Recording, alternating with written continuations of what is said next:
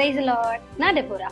இயேசுவே மரவாதனத்துல இருந்து ஏசப்பா உங்களுக்கு பார்த்து என்ன பேசுறாருன்னா, சங்கீதம் 81:16 உச்சிதமான கோதுமையினால் அவர்களை போஷிப்பார். ஆமேன்.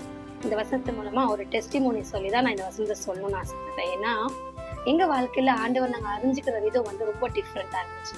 ஸோ அப்படி டிஃப்ரெண்டா இருக்கும்போது எப்போ நாங்க ஏசப்பா முன்னாடியும் அவர் தான் நடத்தினாரு, இப்போ அவர் தான் நடத்துறாரு, நாளைக்குமே அவர் தான் நடத்துவாரு.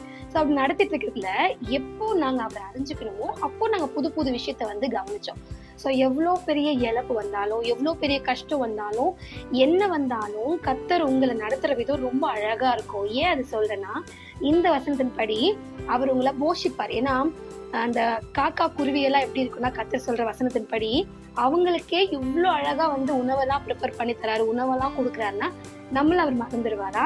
அந்த வசனத்தின் படி, அந்த டயலாகின் படி இந்த வசனத்தையும் கர்த்தர் உங்ககிட்ட சொல்றாரு, உங்களை போஷிப்பாரு. சாப்பாடுக்கெல்லாம் ரொம்ப பெரிய கஷ்டப்பட்டிருப்பாங்க, ஆனாலும் கர்த்தரை நோக்கி பார்க்கிறவர்களுக்கு, கர்த்தரை பார்த்து கர்த்தர் தான் எனக்கு எல்லாமேன்னு சொல்றவருக்கு நிச்சயமா கர்த்தர் என்ன பண்ணுவாருனாக்கா உதவி செய்வாரு. இந்த வசனத்துப்படி இது கொஞ்சம் சின்ன ஜாம் பண்ணிக்கலாமா? நன்றி தகப்பனே, நேற்றும் என்றும் என்று மாறாதுரே. அப்பா, நீங்க எப்பவுமே எங்களை போஷிப்பறவா இருக்கிறதுக்காக உண்மை ஸ்தோத்திரிக்கிறோம், நன்றி செலுத்துறோம். இயேசுவின் நாமத்தில் பிதாவே, ஆமென்.